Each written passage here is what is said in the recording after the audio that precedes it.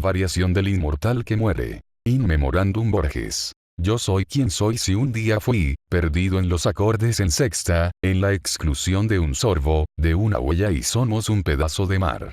Mi historia comienza desde una guadaña, ignoro pero sé que otros tienen la misma historia que yo desde quizás diferentes semillas, no sé mucho por eso no hablaba mucho al respecto, pero probablemente fue desde un dios, una cosmogonía, una diátesis, lo que se le asemeje. El recuerdo más lejano que se me acontece fue de cuando me evocaron desde un ámbito donde estudiaban el círculo, brotar. Así se llamaba aquella oculta sociedad, comenzó porque un vender de la guadaña y sus poderes, que más adelante se estudiaría plexocientíficamente y le llamarían sintáfora, o como yo prefería llamarle, sintaper, había usurpado las carnes de otro y con esa sangre derramada, había dado ofrenda a Gogekumout, y éste le había concedido un favor de malignidad. Pero elegir ya sea una raza, una edad o un germen, todo a cierta escala me pareció arbitrario. Por lo cual, no he vivido tanto como Matusalén, escuché de una mujer llamada María Fontás que ha vivido exageradamente largo igual, ni mucho menos me he recorrido más de un kalpa. Yo tendré más de 200 años, quizás, por poner una cifra, tengo raíz de 20.359, más 3 elevado a la 4 años de edad, pero he escuchado que los heréticos del 5.569 tienen otros modos de contar los años y las cifras. Tanto los conmutadores del fenotipo de la sintáfora, como los de aquella oculta sociedad de brotadores, me parecían asociaciones destinados al fracaso, conjuntos hiperbóreos que ya sucedieron y volverán a suceder. Le doy más mérito al consejo por su aparente estabilidad. Su base política no subjetiva sino enteramente mecánica o como le llaman, manifestacionismo, matriz, consejo, etc. A su tiempo no veía diferencia entre lo que los hijos de Brotar llaman el laberinto, la rueda y el rostro de Iota. Pero quiero dejar en claro que yo jamás pertenecí de ninguno de esos conjuntos, sino que en mis 2 siglos y medio más o menos que tengo, siempre fui un alejado, un observador distante, Mael fue mi nombre. Había, antes de ellos, una sociedad más poderosa, supe de mis aprendizajes pueriles que su nombre era Cultum et Sanguis. Yo nací niño de padres comunes y trabajadores de una sociedad lejana que subsistía dentro de sí por sí misma, a única fuente al exterior de los viajes de Cloto Sanma, profeta y sabia del tiempo. La isla se llamó Girma, así que nosotros éramos los Girmas. Fuimos desde el principio matriarcales puros, aún recuerdo cuántas veces maldije por no haber nacido mujer, por tener pene en vez de vagina, alguna profesora que tuve le llamó conflicto de Édipa. Estudiábamos los recursos de la tierra, a edades tempranas ya sabíamos llamarle de una forma definida a ciertas cosas indefinidas. Hubiera sido único que también hubiéramos poseído nuestro propio lenguaje, pero lo cierto es que hablábamos latín al igual que muchos otros. De por qué no árabe o griego no sabría yo explicar, supuse y aún con temeridad lo sostengo, que se debe a la autonomía que tuvieron los grandes teósofos que desde Cultum et Sanguis eran omniscientes figuras demiúrgicas, o no sé, es conocimiento que ni Abraxa supiera interpretar y soy exagerado pero es que no tengo la mente de Cloto Sanma o el destino de Mahatma Solacium para decir tal magnitud. ¿Acaso aquella inextricable realidad era la ambrosía? Antes de llegar a Solacium, debo explicarles los primeros 2 pasos del círculo trigesimal. Y es que 3 es un número santo para mí, que ni siquiera mis más oscuros ámbitos nihilistas pueden refutar. Fue una doctrina que nuestras madres nos mencionaban 39 veces al día, cada estación y hasta un poco nuestro acento, completamente gobernado por esta cantidad. De mis primeras lecciones recuerdo la triple comparación de la trilogía, el Trimurti y la Trinidad. Tridevi en hinduizo, de la diosa que hizo brotar todo en un pestañeo, en Tesalonic, intenté mediar entre los seres, me autopuse a mí mismo el diálogo, los demonios querían conocer lo que comían los ángeles, escribiría Suzuki. Cuando no hubo una Elizabeth, audaz conclusión de una guerra inacabable. Estando allí yo, sin tiempo ni fechar, madura estaba la raíz. Una fuerza populista la había creado pero esa oposición no era mía. Conocí a Guaidó, que era Néstor, que era Emiliano Zapata, que era Mijail Bakunin. Tenía hambre de ser un héroe como Odiseo, hubiera querido bestializarse en su americano. No habría forma sabia de detenerlo, lo legítimo, lo intervencionista, lo monstruo estaba allí. A mí me tocó ver luego cómo las torres se caían en aquella ciudad de dioses, de devas, de hombres, de rayuelas. Un Sri Yantra que nos destapaba, éramos ahora Atlantis cuando una noche entre todas, Leviatán las tragó. O los romanos panhelenistas que se parecerían tanto a los adoctrinadores de Tesalonic, aquel eterno momento de devastación. En Gumtfragas, vi un rosario verde haciendo aros en el cielo. Como la canción de la pastorcita Ángel Olsen, me llevó a una tumba, era un umbral. Conocí otros parajes de los que parecen salas entre una habitación a otra, los colores eran disparejos, cambiantes, histológicos. La luz estaba en todos lados, yo era un inmortal y lo sabía, no era Tesalonic sino yo mismo, 5569 años de muerte y su resonancia al cuadrado de vida, un sacrilegio del triunvirato de terror que compone la coyuntura de Gohekumout. El derramamiento de sangre, diría Sísifus Mecanisto, es solución de las transiciones que parten de la sangre. La negociación pacífica es estúpida, puesto que plantea un mundo invisible, ética, insostenible, imperdurable, enquisiet ad blum. Sinfragit Formis, 1999, 65 a página 689, VB 93, 96. Firstmaurf afirma que se puede ser los dos en formas claras pero laberínticas, de modo que la obtusa ética siga siendo forma objetiva, pero cambiante, como corredor infinito. Una biáfora que es tu vida que es la vida de otro. Keats en cambio ve en el animal la figura de la carnalidad, Filípicas, de Dionisio Carnaso. Otro monje, sin nombre, del Caburf, demanda a Pitágoras que nos devuelva al mundo primigenio donde el triángulo era incognoscible. Un estudiante en Quebec, Alfonso Di Fourique, escribe una nota para un libro de Proust, en español. ¿Dónde está la margarita sino en mi bolsillo, en el olor que mi bolsillo desprende si el libro está ahí, en mi bolsillo intransfigurable? Lo apofático, he escuchado, transfiere todo significado en su antagonista, negation et negotiation. Teresa de Mier esgrima en El Milagro, la acción de saltar desde un continente hasta otro, una nube, Guadalupe y sus múltiples avatares. De Prims me llevo malas sensaciones. Desde un sitio indecible donde adoraban al macho negro eterno, en su iglesia de contorno de falos. Otros sectarios sacrificaban reses cada 56 noches, a modo de traer con cada vez más fuerza, la gran era secreta del caos.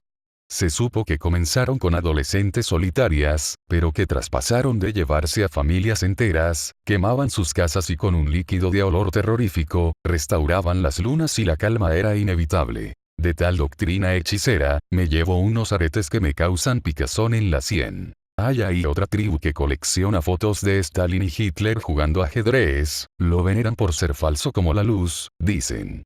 Toda esta mezcla de leninismo, trumpistes vacinade, era una risa, de un chiste que me hice cuando quise ahorcarme pero mi cuerpo lo resistió, de un deseo que Goreja me advirtió no implorara por. Ella, que también fue ramera de caos y princesa de fortuna, me engañó del nombre de pensar en su nombre, sin que ella el mío nombrara. Era un pecado infinito de disparidades, del macho y la hembra renegados a ser un panteísmo hermafrodita capsular. Vincha Lacroix, 2069, verá en este ambiguo sentimiento pasional en una intolerable brisa que destruye todas las demás gotas del viento. Ven el mar en un río, en un lago, en un charco, en un vaso de agua. En ese eterno flujo de eventos, dice, solo el hermafrodismo transmortis, entelequia lejana, queda.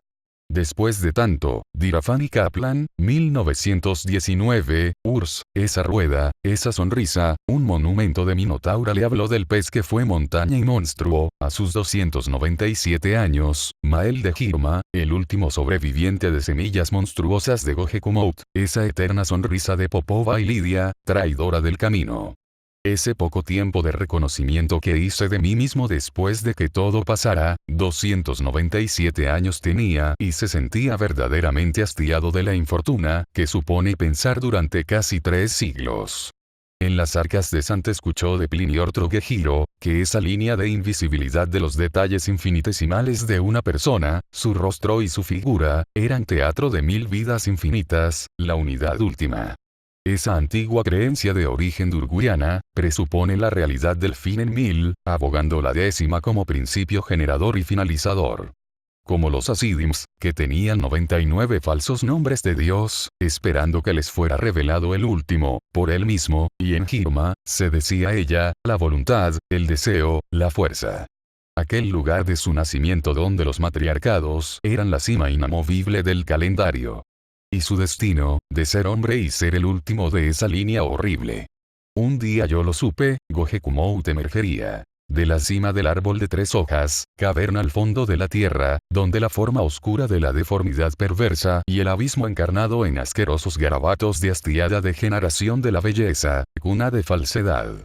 Y el ciclo demandaba que, cada 3 estaciones, a veces largas, de series de 3 en 3 en 3, años, días, meses, o triples divisiones de la misma secuencia, 999, etc., según ella demandara, una de entre ellas, jovencitas Promets, saciara su estadía, se hiciera una de sus infinitamente bendecidas concubinas y habitara en su hermosa compañía hasta que ella, la gran arborescencia, decidiera tiempo de su renacimiento, en ella por ella y para ella, la doctrina decía que esa feminidad infinitesimal, tratados teúrgicos. Hirma pedía de lo divino y la mujer eternizada, Deuteronomic, 1677a, había de lo bestial y la oscuridad, creado lo sublime y la forma.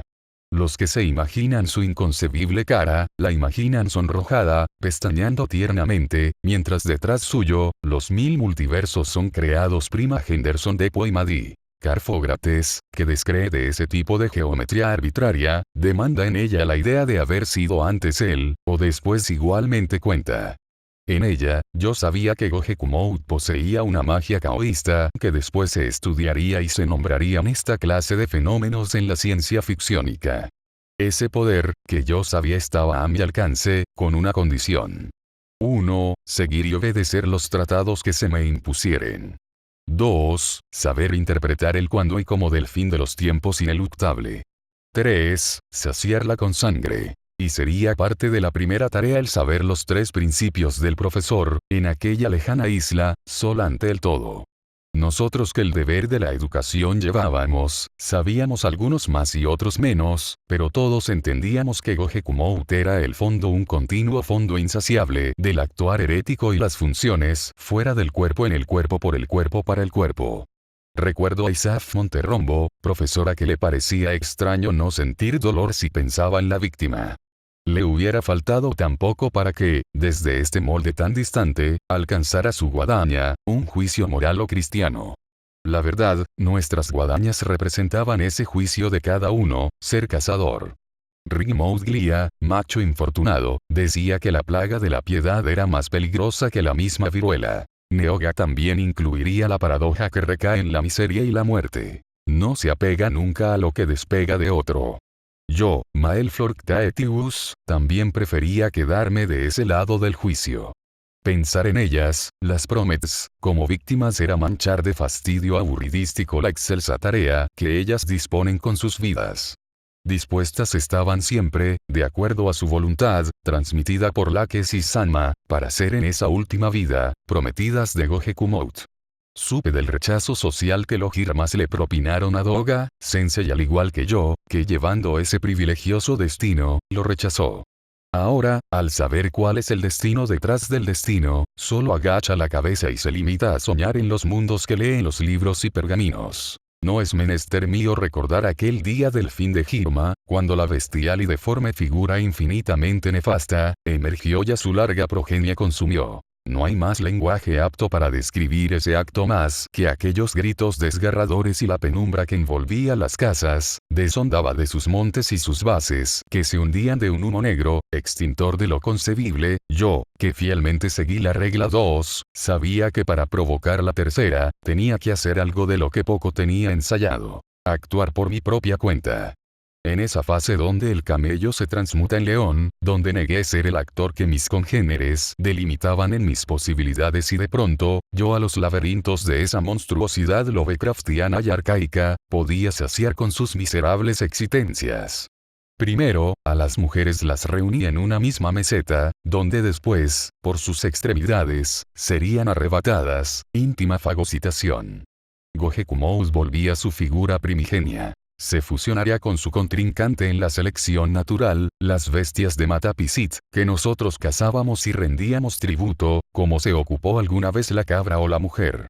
Era un pacto que suena detestable. Sé que una parte de mis lectores ya dejó de leer mis notas hace varios eones atrás, donde conocieron a esta Rosa Yaodan, las tortugas del Galápagos y Aquiles, Sísifo y Iota, y esa extraña nueva conducta y adaptabilidad de mí, de no inmutarme, que en su principio, la ordenada sustancia de la naturaleza haya sido un pandemonio, una fruta agresiva, fentanil et sanguis. Poco supe yo del acto de Denise Orquídea. Quiero pensar que después de tragarse, literal, al monstruo, con su ojo en la frente, murió, y su infierno fue peor que aquel espeleólogo que se quiso enfrentar a Gatanotoa de Clotosama, profeta que cargó semejante palabra y nunca jamás la pronunció, ni a su hermana menor Laquesis, que después murió ahogada en su soberbia, frente a la inmutación de Cloto, que sabía que moriría. Escuché de historiadores extravagantes que describen de forma majestuosa la ascensión de la tercera hermana, Atropos, la gata negra. Tendría que explicarles que algunos gatos en la isla de los Girmas poseían alas como pájaros, pero como decía, mi actuar me llevó a este desagradable destino de haber muerto con todos ellos aquel día, de haber cometido el pecado inmarcesible de desear haber sobrevivido en la inmortalidad.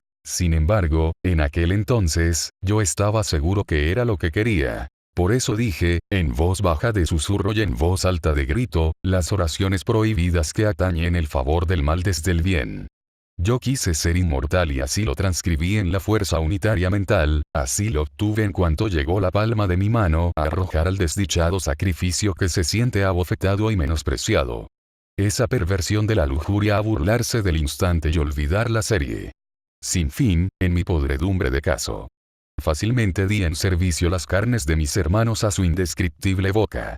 Todo por ese favor que es único entre los que podrían derramar lo que corre en las venas invisibles del deseo insatisfecho y la busca de lo inalcanzable.